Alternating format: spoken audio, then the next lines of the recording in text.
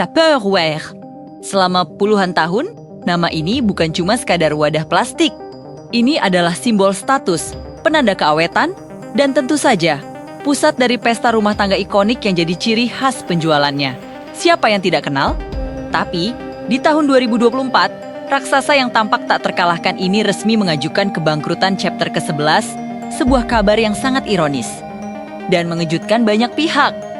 Bagaimana bisa sebuah perusahaan yang dikenal dengan kualitas produknya yang legendaris bisa jatuh begitu dalam? Jawabannya, teman-teman, terletak pada sebuah ironi yang sangat pahit. Tupperware mati karena keberhasilannya sendiri. Coba bayangkan ini deh. Wadah Tupperware yang dibeli oleh ibu atau bahkan nenek kita puluhan tahun yang lalu. Sampai hari ini mungkin masih berfungsi dengan sempurna.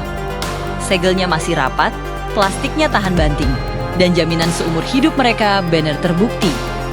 Bagi perusahaan lain, ini adalah mimpi yang menjadi kenyataan. Tapi bagi Tupperware, keawetan ekstrem ini justru menjadi hukuman mati. Kenapa? Karena pelanggan tidak perlu membeli produk pengganti.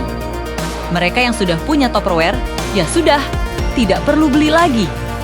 Siklus pembelian ulang, yang merupakan jantung dari bisnis retail, hampir tidak ada. Tapi, keawetan produk hanyalah separuh cerita. Kejatuhan Tupperware juga merupakan studi kasus klasik tentang kegagalan beradaptasi. Sejak awal, Tupperware mengandalkan model penjualan langsung yang terkenal dengan sebutan in-home atau pertemuan di rumah.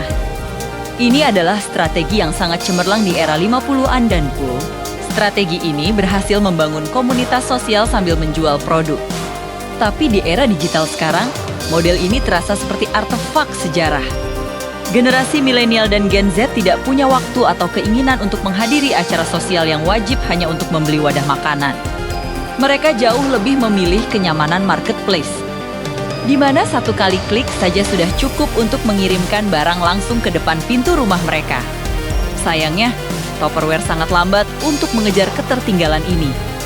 Sementara kompetitor lain dengan lincah memanfaatkan media sosial, menggandeng influencer, dan menerapkan strategi e-commerce yang agresif, Tupperware masih berpegangan pada tradisi kuno mereka. Mereka gagal mengubah citra merek mereka dari sebuah simbol nostalgia yang mahal menjadi kebutuhan modern yang relevan bagi konsumen muda.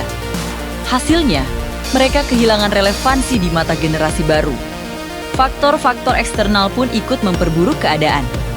Laporan keuangan menunjukkan bahwa Tupperware terbebani oleh utang yang sangat besar, berkisar antara 1 miliar hingga 10 miliar dolar Amerika.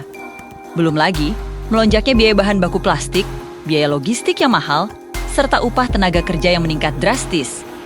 Semakin mencekik operasional harian perusahaan. Memang, sempat ada lonjakan permintaan singkat selama pandemi. Ketika semua orang memasak di rumah dan butuh wadah penyimpanan.